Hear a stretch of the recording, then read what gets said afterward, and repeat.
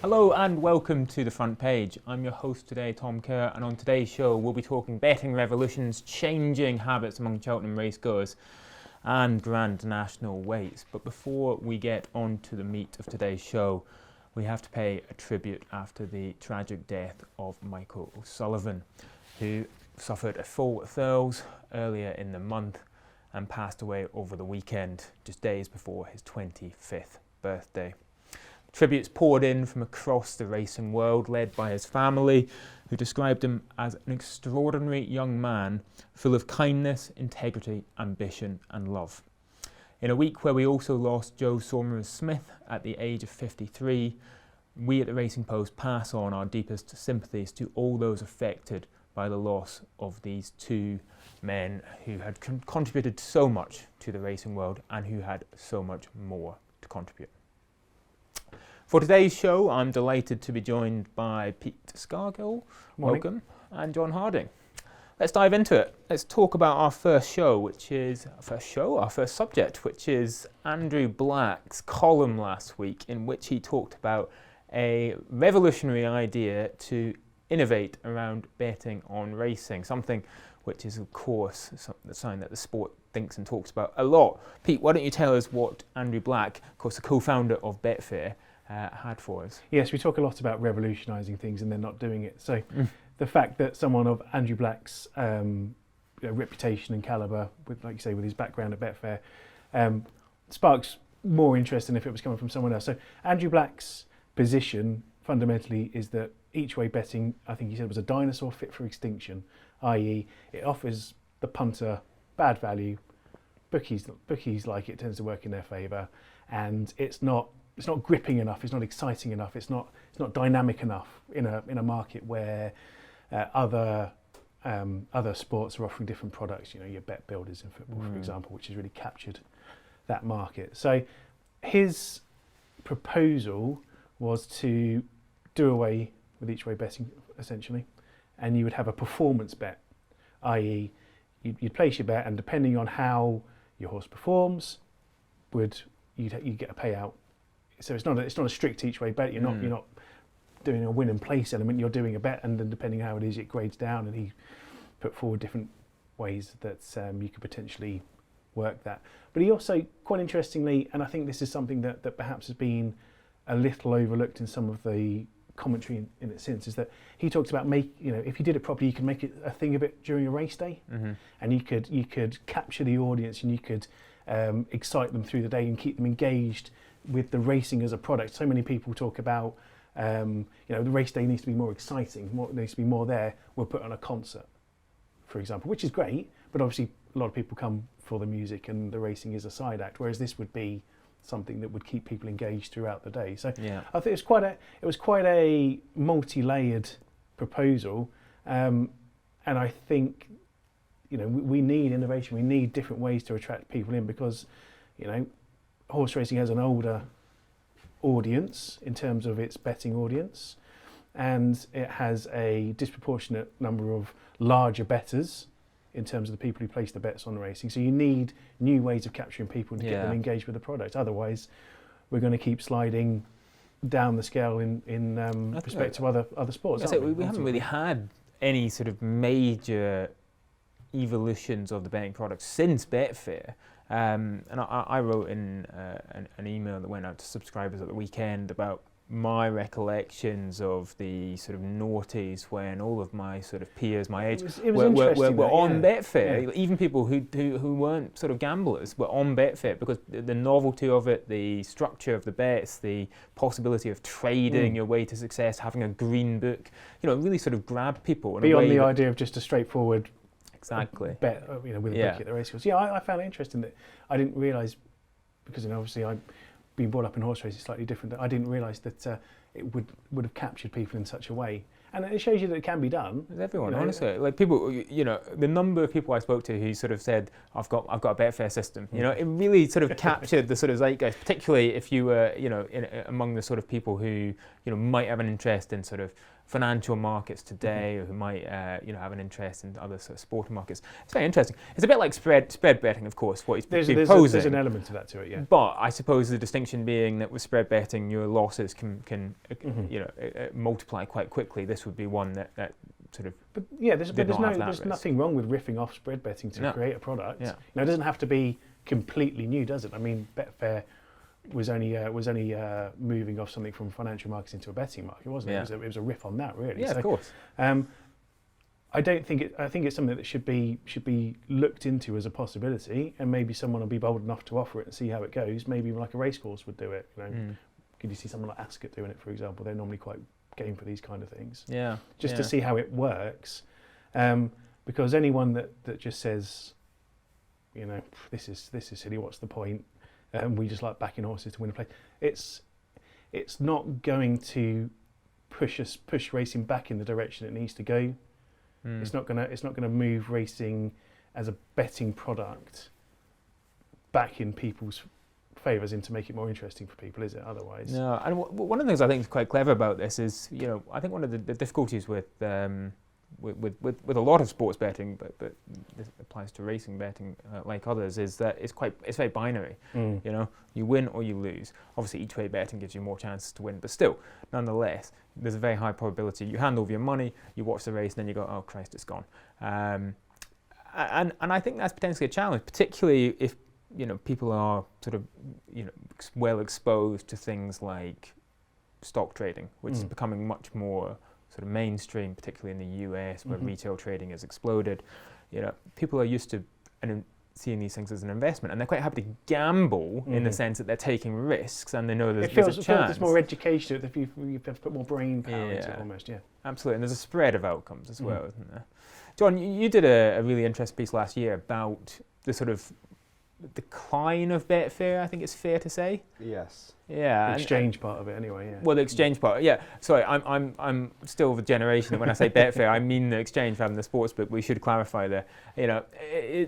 It really seemed, it was a period sort of 20 years ago, or through to about 15 years ago, where it seemed like that was going to be the future of betting, and it was going to completely, sweep away all the old sort of models of betting and racing. Obviously, it did not happen.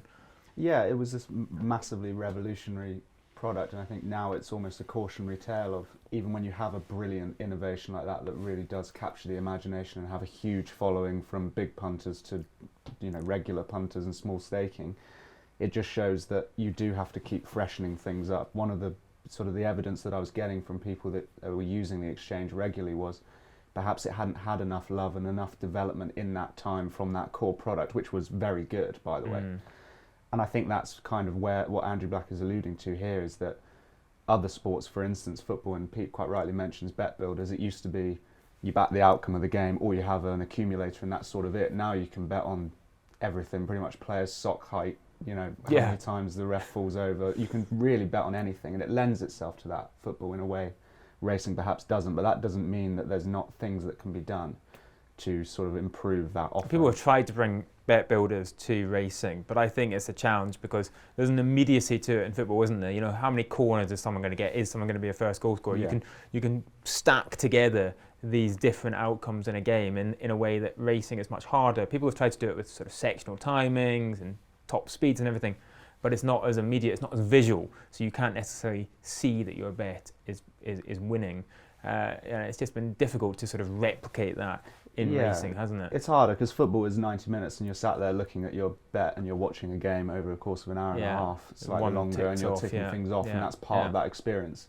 Obviously, you doing that over a race that's a couple of minutes long is not quite the same experience. But I think that this performance bet is massively interesting to me because it's sort of, when you actually step back and think about it from someone who has, let's say you have no knowledge of racing or betting or anything, and you back a horse to finish essentially each way, and it finishes 5th and 2nd, and you don't get more for it finishing 2nd. I can see why that, to somebody who's not familiar with it, would be a little bit confusing. And part of the fun is identifying horses that the market undervalues. And of course, if you're a long-term player of racing, then that's the whole basis of generating income. But if you're doing it on a more of a irregular basis, you're on an occasional basis, you're not getting anything from identifying value bets because you need to place hundreds of them over the course of a year in order to generate the return you should get for outperforming the market. So this is sort of gives people who don't have that sort of length of commitment a chance to be rewarded for identifying horses the market is undervalued. It's quite interesting. Absolutely. Yeah. And we also had news about growth in the black market, which I suppose is the sort of other strand of this, you know, the need for innovation and at the same time sort of the market reaching out to unlicensed illegal operators. Yeah, I mean, and that's another aspect to consider. If you want to dismiss the performance bet as a novelty, something that doesn't need to be, you know, trying to fix something that's not broke. I think Andrew Black mentioned that in his column, isn't it? If it ain't broke, don't fix it. There's sort of an attitude. You only have to see these figures that were published. It was a report published by the International Federation of Horse Racing Authorities. I think I got that right. Yes. FHA. And they've done some research on the black market over a period of time from I think it was August 21 to September 24.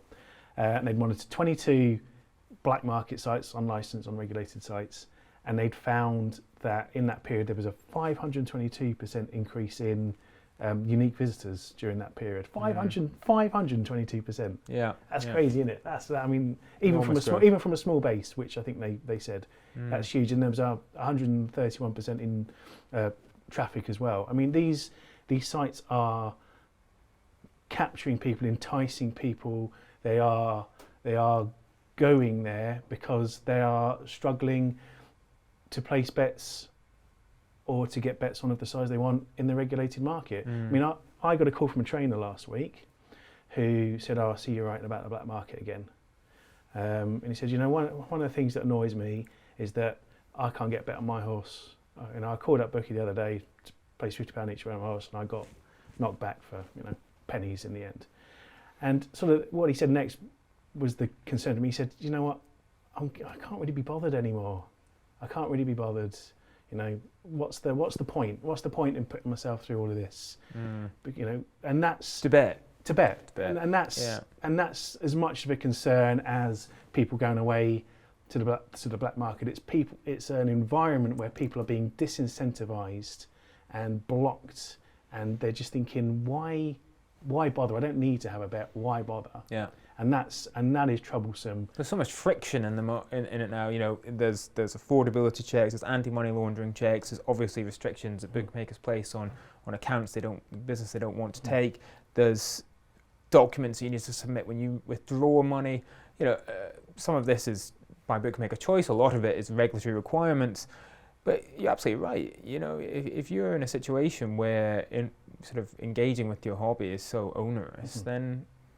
And the flip side is that the black market operators are, by their very nature, completely frictionless. Well, they don't care. Because they don't have to. Apart from possibly getting your money back. Yeah, which but I think I mean, there are problems with the black market, let's make that clear. Yeah. No, but I'm not advocating for the black market. I'm just saying that is, you know, that's its USP. It'd be a very bold shout if you were advocating for the black market. But that's its USP, isn't it? There is no friction. They're basically saying, there's no safer gambling do stuff. What you want, you can do whatever you want. And I think it's just what struck me about that story was the Gambling Commission coming out the next day and saying that they're going to be clamping down on this, having perhaps been a little bit, I think it's fair to say, not quite recognising the scale of the problem to begin with, but having, this is a bit of a segue, but going to the Asian Racing Conference and hearing somebody from the Hong Kong Jockey Club talk about the situation they have over there, the figures involved and the sophistication of these black market operators is scary. Yeah, and it's a huge opportunity for them, and they're moving in. You know, we don't operate in a vacuum. If you make the regulated market incredibly difficult to access, then people are going to turn to alternative options. We're going to move on now, but just a reference, we ran our big punting survey, closed last week. We're going to be publishing the results next week. I've obviously been reviewing them. We've got 10,000 responses, some extraordinary numbers in there about the growth of the black market. We'll be sharing all of that the week after this, and I think it's going to be pretty eye-opening indeed. So, little sneak preview of what you will hear when that comes out. But we're going to move on to our second story, which is, let's start with Pic D'Orhy and Paul Nicholls landing, unbelievably, his first Grade 1 since Pic D'Orhy won the Ascot Chase a year ago. It was extraordinary, John. Yeah, I was surprised to hear that, actually. I wasn't aware of that going into the race, but that just shows, I mean, it explains a lot of the frustration that has been coming out from Paul Nicholls in interviews in recent weeks, and I think he should be credited actually, because by his own admission, he's quite upfront about the fact he doesn't have the calibre of horses that he used to have. He's not really getting the right horses into the stable at the moment to compete with Nicky Henderson and Dan Skelton at the, well, Nicky Henderson for quality and Dan Skelton at the top of the Trainers' Championship. It's all relative, of course. He's still second in the Championship. He's going to be okay. I think, as Lee wrote it, it's not time for a whip round or anything like that. But I sense that win on Saturday was much needed, and you could tell afterwards that, you know, he still has that fire in the belly as well to go again and kick on and rebuild, because it's not been quite right at the top table for him. No winners, no Grade 1 winners at Cheltenham last year, no Grade 1 winners at Aintree, no Grade 1 winners at Christmas. I mean, it's incredible for Nicholls, who's been at the top of British racing for so long. I think we've just become totally accustomed to him having success, even when we think he's in a sort of a transition period. We still expect him to be lobbing in these winners. You could see what it meant to him. He's fiercely competitive. He has been doing well in the Trainers' title. But look at, you know, with the greatest respect in the world, if you look at his Cheltenham squad, it really does paint quite a stark picture. I think you did the chat with him. You know, he's obviously got some decent shots to throw at the festival. He is more sort of judicious in where he targets the horses, and he does look at other spring festivals now. But when we published it last week, there wasn't, I think 14-1 was the shortest price about any of his runners at Cheltenham, and barely any contenders in the championship races. Yeah, and that's the worrying thing, is not having a sort of Champion Chase Gold Cup type horse, but he just doesn't at the moment. A lot of his, what you would call his bigger horses that have come in for quite big price tags, they are younger, they are projects, and I think it's just a reflection of where he's at the moment. He's in that dip, and unlike a football club going out and just signing a star striker in January and it turning around instantly, horses take that time to develop, and it is cyclical. He's been here before, of course. You know, he's had that lean spell at Cheltenham. He's had lean spells, full stop, and then he's come back and smashed in a few Trainers' Championships. So, you know, I'm sure he's on top of it. And like you say, fiercely competitive. You're not going to bet against Nicholls, but I you know, obviously the other sort of story last week concerning Nicholls was about his sort of scouting team and the greater involvement of Megan Nicholls and the slightly less prolific involvement of Tom Malone. What do we make of that, Pete? Well, it's clearly a reflection upon what's going on. You don't make changes necessarily when things are going well. So he's looking at what he's got in his yard, and he's saying, can I do anything more? Is there something I can change? And he's looked at the system of bringing the horses in and gone, yeah, perhaps there's something I can change here. I'll look in a different direction. Different people have different contacts. You know, Tom Malone's bought Gold Cup winners in the past. He bought Native River, so you know he's a guy with a track record. But you know, everyone goes through, a bit like we're talking about, everyone goes through periods where they're able to secure horses in different ways. I mean, I think Tom Malone bought Wind Beneath My Wings, which is one of the favourites of the bumper for David Pipe. So, you know, it makes sense to look in different places to try and get going. And there was a point that Lee, again, made in his piece that he did from Ascot on Saturday, where Paul Nicholls sort of listed the owners that he's been fortunate enough to train for, and he mentioned Paul Barber, and he mentioned John Hales, for example, two people who are no longer with us. And you know, he needs to be able to keep attracting the owners within his yard and other owners to come and spend big, and they need to have the confidence that if they are spending big, they've got a good chance of getting something out of it, because in the end we know that you tend to do well if you spend more money on horses. So tend to. I mean, that's the problem, though. You know, like, he has owners who spend big money, and but if they're losing their confidence because of the system, then they need to make a change, don't they? Or they'll look somewhere else. So. But you obviously do a bit of buying and selling horses. Give us a feel for just how key it is to have your sort of buying network, your scouting network on point in order to sort of compete at the top level for these big trainers.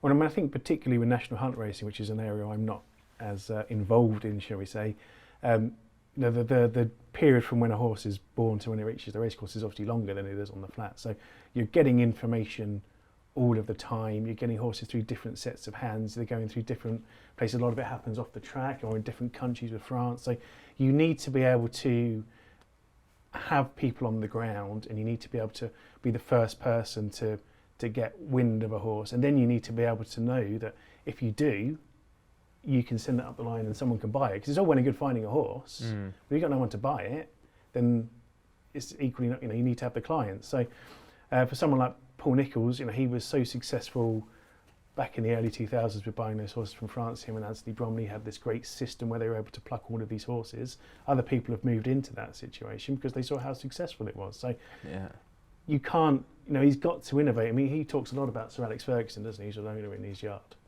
Paul Nicholls. And I think how many different times Ferguson rebuilt, was it 3 big rebuilds at Manchester United during that time?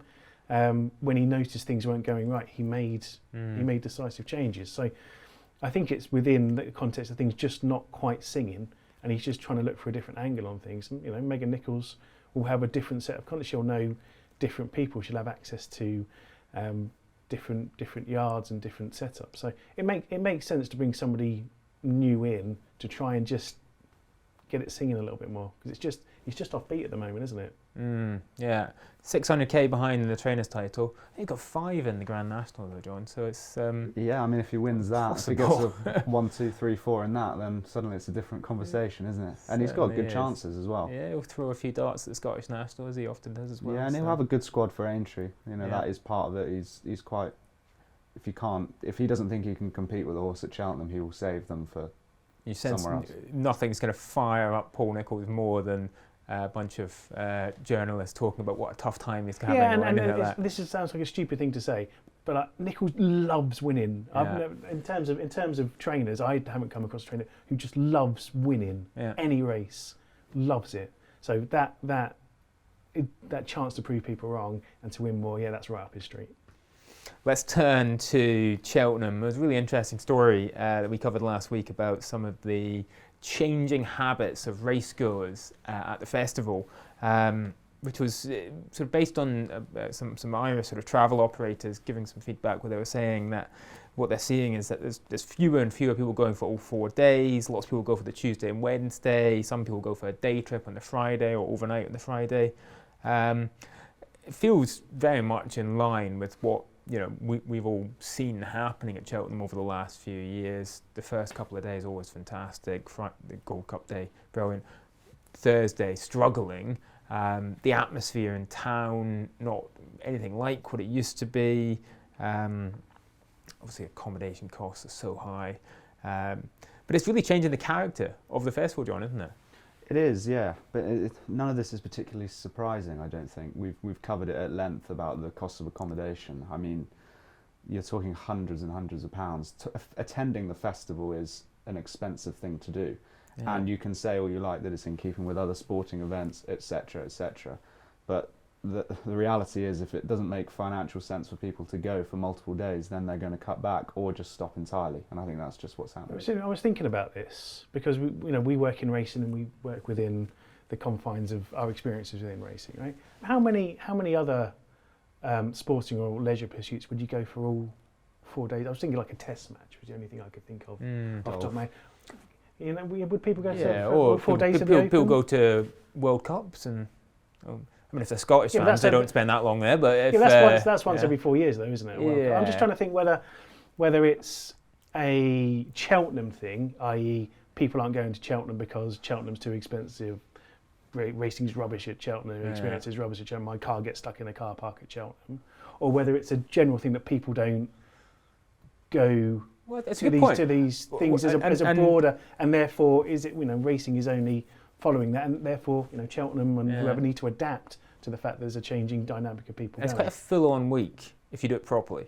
And we're all getting older, and it's one of the points that the travel agents actually made is that people, the sort of profile of people going now maybe not as able to handle 4 consecutive hangovers as I certainly can. It's a long week, isn't it? It's a long week if you're going hard. So therefore, it falls into, if you can't rely on people to come for the whole week, because the magic of Cheltenham It's like the magic of Cheltenham isn't enough to entice them. You've got to make sure that when they do come, they think that is a banging day. They think that's a proper day of racing. Yeah. I've enjoyed that. So that really needs to be central to what is offered by Cheltenham and the racing that's on. People have got to come and think that was really worth doing it. Maybe next time I'll go for 2 days instead of. I think that customer experience has really got to be. The tricky thing there, right, is that I think the Tuesday and Wednesday are absolutely fine. The Friday is absolutely fine. What do you do about a problem like Cheltenham Thursday? Move it to Saturday, John. Have a day off in the middle. Make the festival 5 days. No. Make it 3 days. There you go. Yeah. Problem solved. Well, there will be people listening who think that is probably the answer. But Yeah. I don't understand. I just don't. Just leave it there. I just don't. I don't see. We'll clip that one up for social media. I don't see why the Thursday is not appealing in the way that the other days are. Okay, you've not got a Gold Cup, you've not got a Champion Chase or Champion Hurdle, but the Stairs Hurdle and the and the Ryanair, they're still good races in their own right. I don't think for the general racegoer that they're going, oh no, I'm not going to touch the Thursday because of the races. I just can't see why that would be. Maybe it's a consequence of just logically people staying over, and then the Friday's probably its own isolated thing. I don't know about the consumer behaviour, but as far as the racing's concerned, I've never really understood it. If you're a real devotee, it is slightly weaker day, but not by a huge amount. If you're a general public who wants to go to Cheltenham, does it really matter? It's a tricky one. So Guy Lavender, the new boss at Cheltenham, he's got a bit of a challenge on his hands. Some of the mood music suggests that maybe we're going to see declining sales again this year, a few consecutive years. Cheltenham, such a income driver for the Jockey Club, which owns Cheltenham, and thus for all of racing, as well as obviously being the sort of the World Cup, the Olympics of jumps racing. He's got a challenge there, doesn't he? Massively, yeah, because everything that the Jockey Club does for the months that follow rests on how much money that they're able to bring in at Cheltenham, ultimately. I mean, that's quite a simplistic way of looking at it, but it is massive for the Jockey Club financially. And it is a challenge because, I'm sure afterwards you'll hear it in various quotes and things, that it's a competitive environment and this is in keeping with other leisure trends, but just focusing on itself, there is work to do, I think, to get the Cheltenham Festival back in people's minds as something that they have to go to, not something that they might like to. My barometer for how affordable the Cheltenham Festival is, or going to Cheltenham Festival, is the Holiday Inn Express in central Cheltenham, which I can report, as of this morning, was £600 a night from the Monday to the Friday, which is actually down from the heights. It's previously been sort of £900 a night, but still £600 a night. A night? Yeah. I mean, staying in a 3-star hotel in the centre of Cheltenham is. I just about count as under 30, and I'd like to speak on behalf of all under 30s when I say £600 a night is ridiculous. You can go abroad for a week. Yeah, and as many people do, and the Costa del Cheltenham trend, Benidorm, people going out there, and I just don't know who has that sort of money. A night, do you know, to go to a pretty average hotel in Cheltenham? Yeah. No offence to that particular hotel. Other hotels are available at even more expensive rates. Let's move on to the Grand National, because it was the weights. It was the weights up in Liverpool, and John, you were there. I was. Tell us your impressions. What did you think of the Grand National weights? Well, let's talk about the news that came out of it. That's probably the most important thing, isn't it? Rather than You'll find out about what my day. you made. What did you have for lunch? Gravy train in full force. The main thing was that sort of came out of it was we had a new favourite for the race, which was I Know the Way You're Thinking, Gavin Cromwell's horse, one of 8 JP horses in the first 34. Yeah. He's having a good old crack at it. He certainly is. McManus. Yeah, I Know the Way You're Thinking was the one that really came out of it because he's 9th in the list. I'll just consult my notes here. 11 stone 5. He's going the right way. I think that Martin Greenwood, the handicapper, was saying this is a race now that suits a younger horse, and in terms of the profile, he's pretty much perfect. You think he's run 2, to my mind, career best performances the last twice, going the right way, at least on Racing Post ratings, and you'd imagine he's going to be bang there. He's quite a short price given some of the competition. What was the vibe then? Because initially he wasn't even going to be entered in the race. Yeah. apparently. And then there was sort of talk from Cromwell, I think even he had a press day, didn't he? And he kind of said, well, I don't know whether he's going to go. And now he's favourite. So have they said he's going for the race? Or has everyone just gone, God, he has to go for the race, we're going to make him favourite? I believe he's going for the race, yeah. Okay. I believe so. That was the impression It I got. certainly Nobody sounds like said, it. oh, by the way, he's not. He might not go still. But there is a lot of, that's the problem with the Grand National weights, probably moving on a bit quickly, but there are so many horses in there where you almost get the list of the weights and then you're looking down and trying to think, well, they're not going to run, they're not going to run, they're not going to run, and then which ones come in. And it's usually those ones around the cut-off that are particularly interesting. 3-card Bragg was one that was mentioned by a few people who might sneak in and be quite interesting. There's a few like that. Yeah. It's a confusing process, actually, the Grand National weights. What did you think of it? Tell us now. People patiently waited I for had a your fantastic reflections. day, thank you. Good. I met Neptune Collonge Oh, great. outside. Amazing. That was That is nice. nice. Food was great. No, my impression is firstly it's a good event. I like the idea that it's in Liverpool. There's a huge community thing, and there's some local, very talented local people come and do some things. That's good. You have the Older Hay connection, which is lovely and really The important. Children's Hospital, yeah. Yeah, so there's a lot of that, and it's a good event. I like the idea of generating a bit of excitement. There just is still then that element of you get the weights and you almost need to sit and dissect them a bit and try and work out where the value might be. And a lot of it is working out which horses are going to run there. I think my overall impression from looking at that list of horses is the quality has gone up massively. Yeah. And it's becoming a little bit of just a throwaway line now that it's a different race, but it is. And Better you've got- horses, younger horses. you know, you've That's- got that's the Lom, two- that's the two Lom things, Press isn't there, you've got multiple Grade 1 winners. I think that in the top 17 of the top 23 in the list have won a Grade 1, which says everything really about the race. It's extraordinary. And a sort of mix of profiles between the ones who are being laid out for it, who don't appear in a chase from one year to the next, and those who are actually competing at, often top level. Yeah, and there's guys, several ways to skin a cat, isn't there? And there's a lot of people taking different routes. I still quite like the cross-country route, the old Tiger Roll nostalgia there. Yeah. I like that. Stumptown's quite interesting, although he's been he's been quite unfairly treated, I think, possibly. He would have been my selection before the weights came out. Right. But not now. Not now. Can do, kid. Can do, kid. Excellent. We don't normally do tips, for good reason. But It's not a tip. Not a tip. Just he interests me. Okay, excellent. David Jennings wrote an interesting column, didn't he, about the road to Aintree, and he was sort of suggesting that we want to make it more interesting. We want to make it more about qualifying. So his idea was sort of have 20 qualifiers run from the beginning of the jump season up to Aintree. You have to finish in the first 3 to qualify. He said you could also qualify via Grade 1 chases. It's a nice idea, because I guess it then does address these sort of horses who are sort of tucked away in finishing 12th in hurdle races. Yeah, that's true.